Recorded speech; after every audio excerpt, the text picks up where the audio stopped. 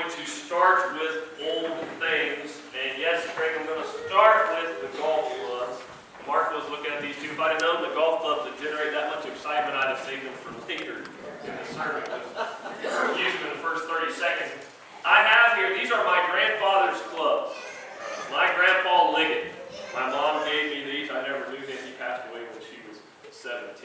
But I'm holding in my hand a 4-wood and a 1-iron.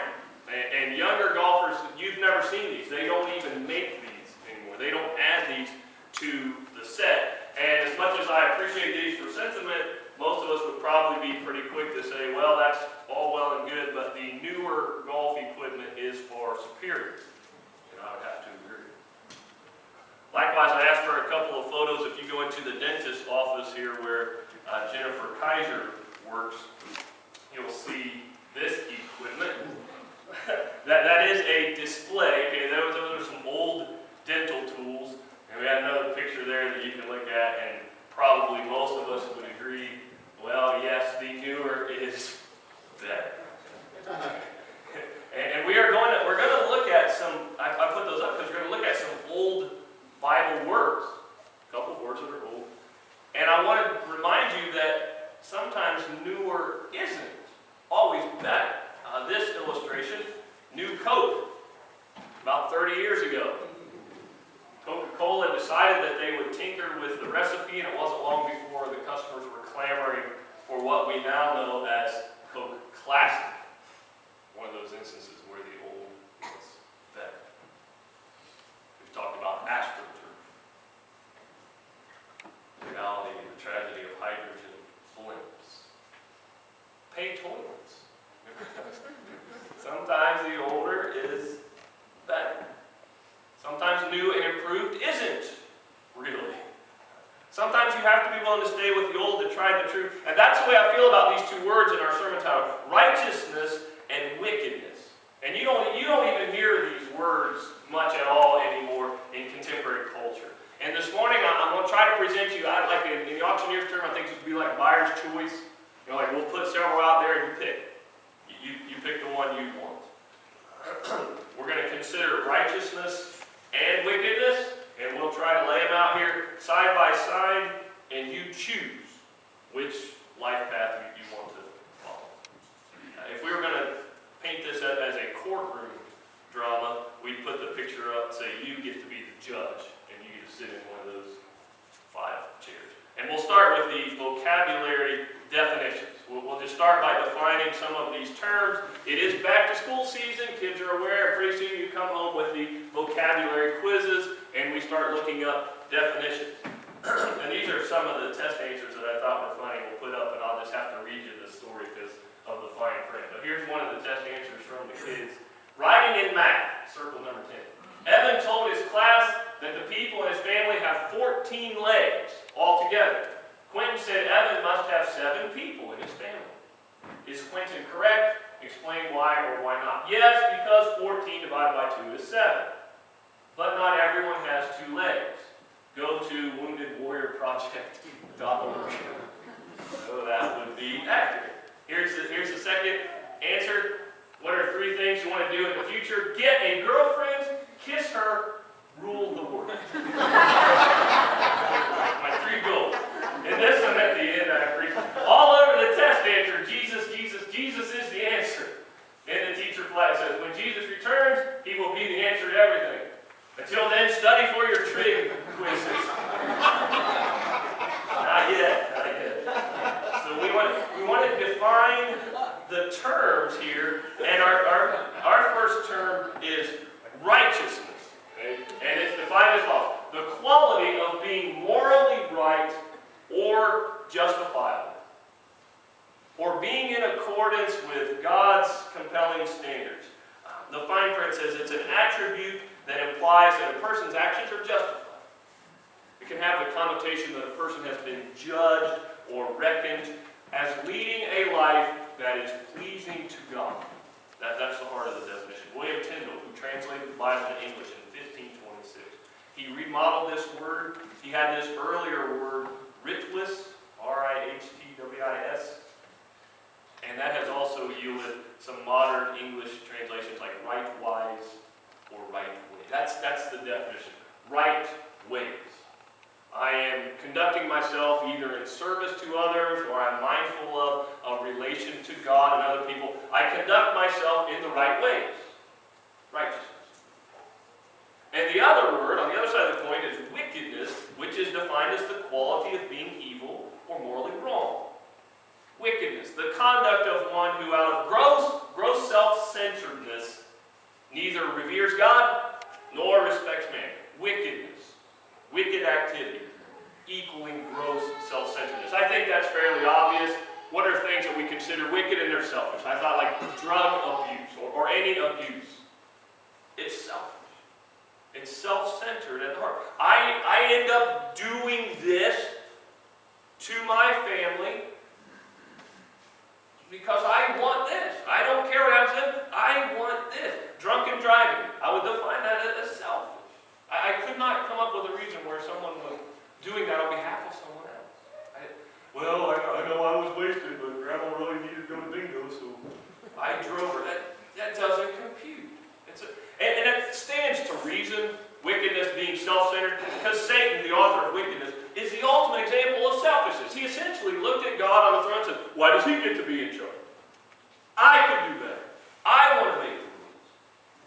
And he was cast out. So we have these definitions, and we're asking this question, where do these two definitions come from? Who determines if an action is sacrificial or selfish? Who determines if something is or is not justifiable? We have that term, justifiable homicide. Who decides that? Who gets to make the rules?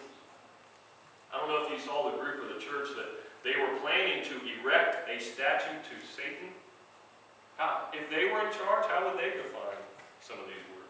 It was in USA Today, July 24th in Detroit. I don't know if it came to pass or not. It says, a controversial monument is to be unveiled Saturday downtown in an event that Michigan Christians have tried to shut down. It said on Friday, the Satanic Temple will reveal their 1-ton bronze goat-headed idol called Baphomet. 9 o'clock Eastern, if you have a ticket. They were selling tickets for $25 to $75. The location of the unveiling was a secret because the previous venue canceled booking. They figured out what was happening. And they had a spokesperson, Lucian Greet. He said, Baphomet is meant to symbolize plurality and religious liberty. We let that group define the terms. How are things going to be decided? The ticket, the website said this, the night will be a night of chaos, noise, and debauchery at the unveiling, a hedonistic celebration accompanied by provocative performance. Who's making the rules?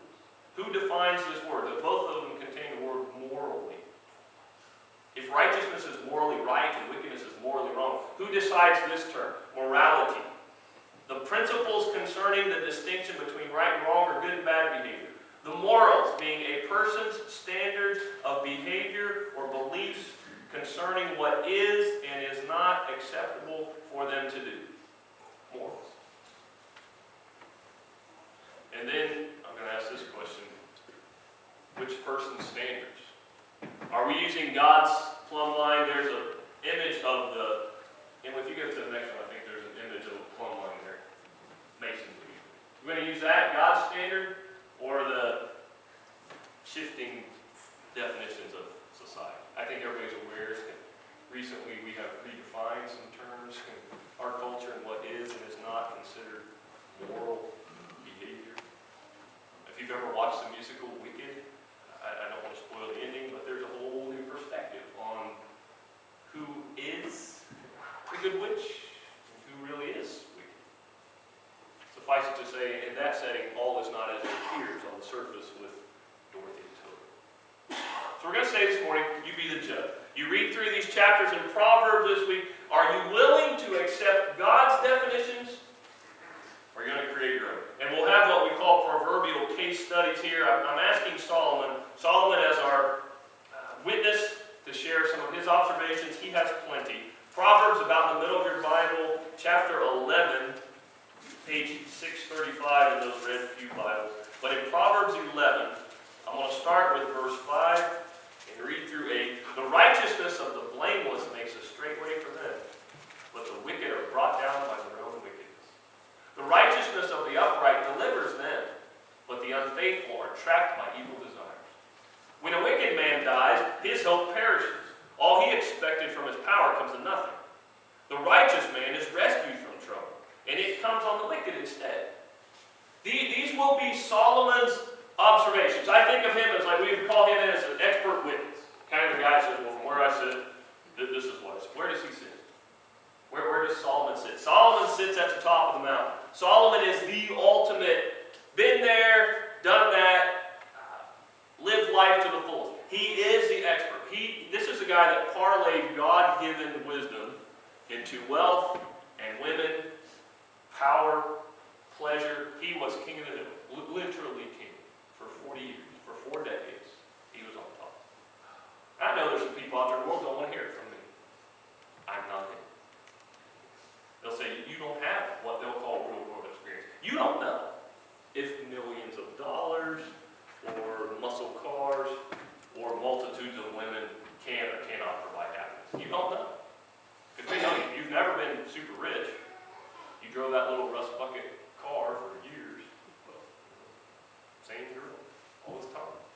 Well, that's a point well taken. I don't know. I'm trusting this guy who knows. Here's Solomon, who sits at the top of the pile. He says, from where I sit, it looks like this. It looks like righteousness by God's standards winds up this way, and wickedness ends up that way.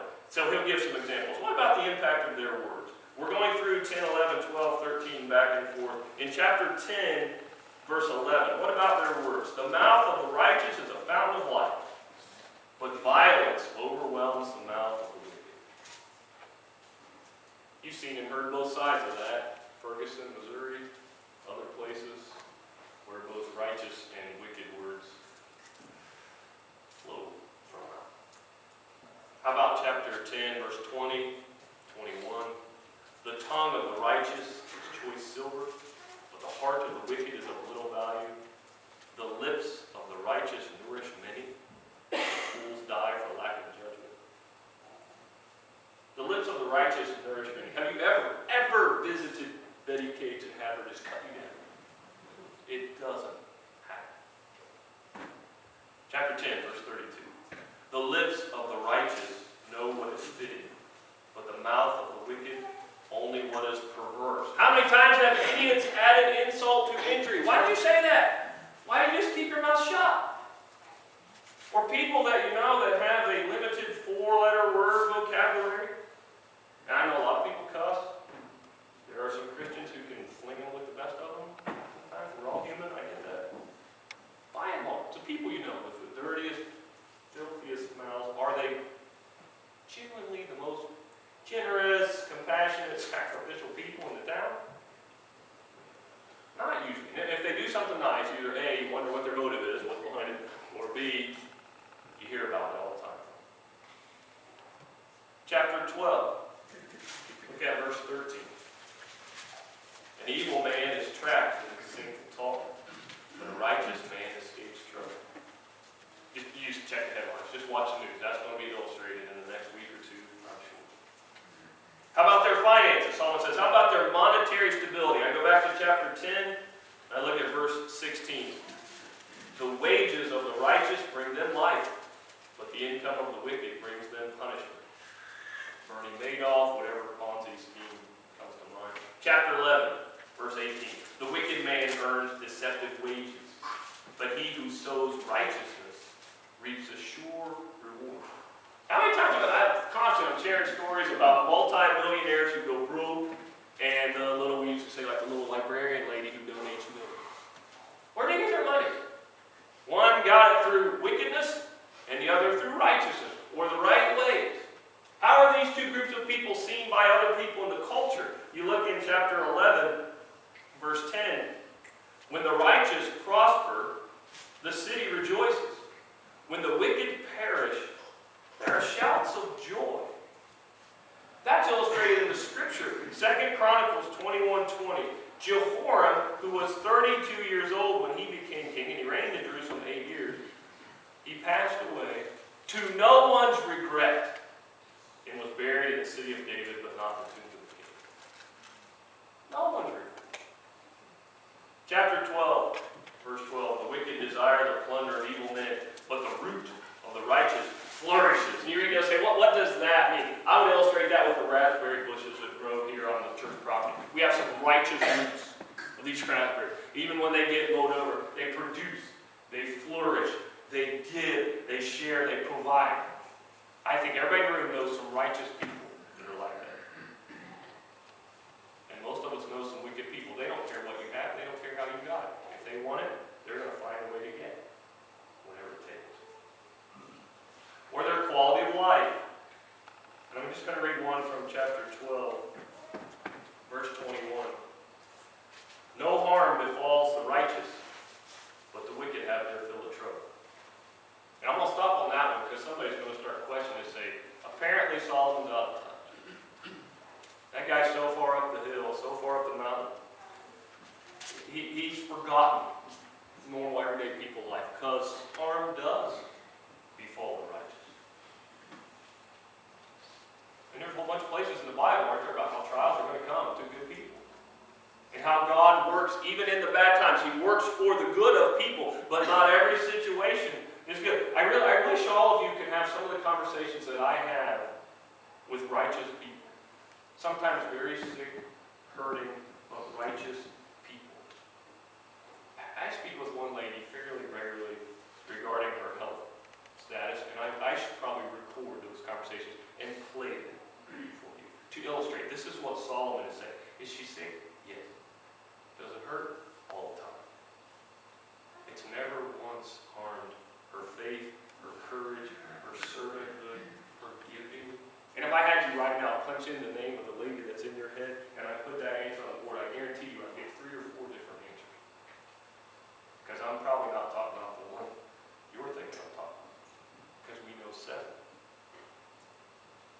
And sadly, we know more than one individual who just seems like they just have one problem after another. It's one poor choice after another. Yeah, their life is just filled with trouble. And I hope those selections are a sufficient sampling. This could be a lot longer because Solomon has a whole bunch to say about contrasting wickedness and righteousness. And having to explain that last one a little bit made me think, well, we got to move on. There's a next section of this case. There's a next portion of this trial. And to be fair, it's called the satanic rebuttal. You have to give it time.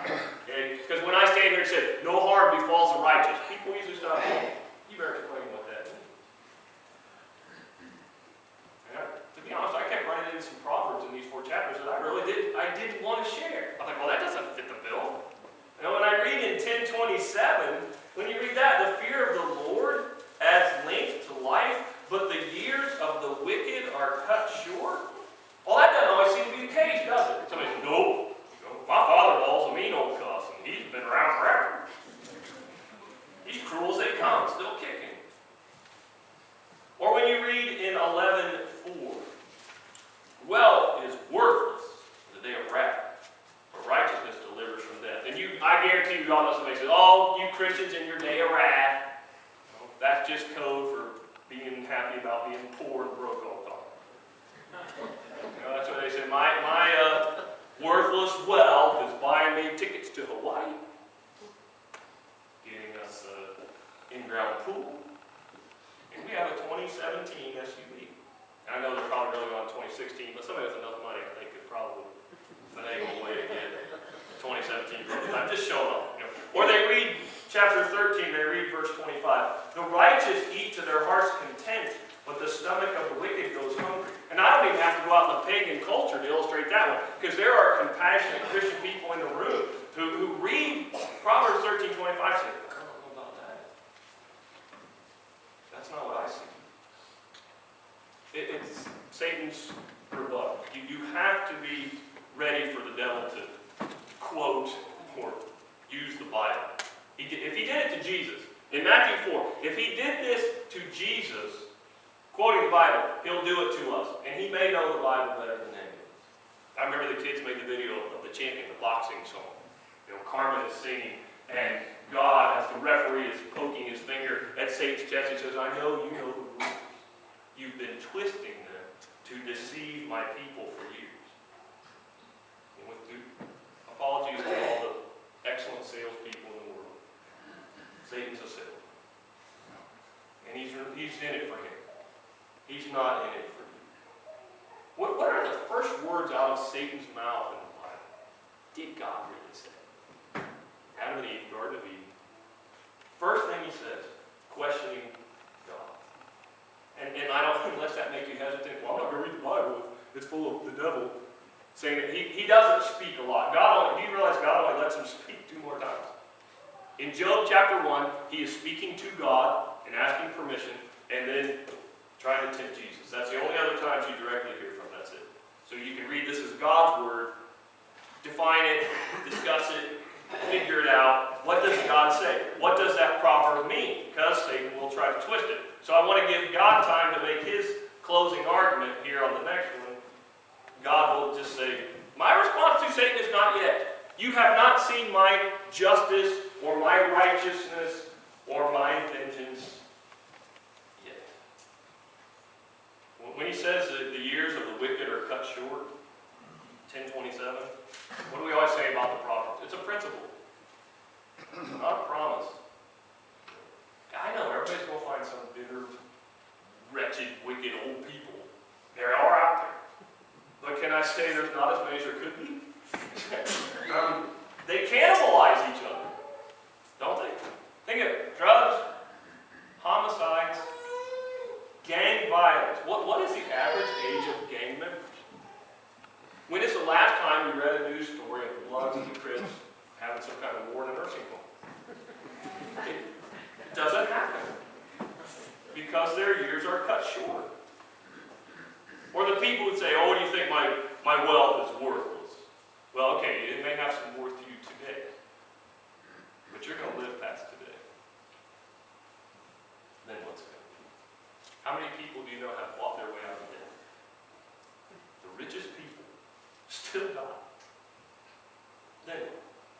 Or the righteous eating and the wicked starving. We all know there's brutal unfairness in the world. Innocent people suffer at the hands of selfish sinners. How many times have either dictators or corrupt government officials, they seize, they siphon off the aid? We witnessed this firsthand in the airport in Haiti. Carrying all those bags of stuff in, and one guy says, what's in the bag? And one of our guys, without thinking, says, well, there's baby vitamins in that one. Not anymore. They said, which one is it? Well, it's a pile of 27 bags, and they found it. And they took it. The vitamins didn't get to the babies that they were taking. Don't blame God. That's not on God. That's a guy in blue with a badge in the airport in Haiti. That's not fair. Not in any way.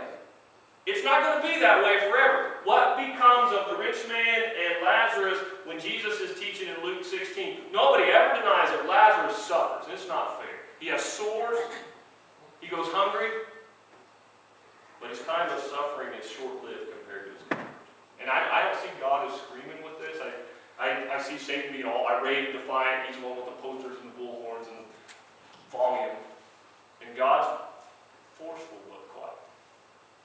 And a tear in his eye. He says, I've always held true to my word. I've never broken a promise. I never will. I always take care of my own. Always. And God says, these are my proverbial promises about what's to come. You decide. What will be the end result of being righteous or wicked? 10:25. When the storm has swept by, the wicked are gone, but the righteous stand firm forever. Or 11:21. Be sure of this, the wicked will not go unpunished, but those who are righteous will go free. 12:7. Wicked men are overthrown and are no more, but the house of the righteous stands firm. And 13:9. The light of the righteous shines brightly, but the lamp of the wicked is snuffed out. And each one of those could be applied, whether you're talking about this world or the next. And you can see, I hope you can see the numbers up there, the citations 10, 11, 12, 13. If you read through the reading plan this week and you read through the Proverbs, you're reading from those 4 chapters. In every one, in each chapter, God promises something about life and eternity. In each of those chapters, God God says, these are my definitions of what it means to be righteous and wicked. You decide if you want those to be your definitions. Let's pray as we close. Heavenly Father, we are mindful of the power of your word and the need we have to understand it and apply it. And we realize that the world often wants to redefine even that which would be considered moral. And we look to your definitions and your understanding and your truth that endures. We pray, Father, that even when we don't understand it, that we would have the patience and the trust to allow you to work. Thank you for the ways, the multitude of ways you have been faithful in the past, to us and to others. We trust you for today and what is to come. It's in Jesus' name we pray. Amen.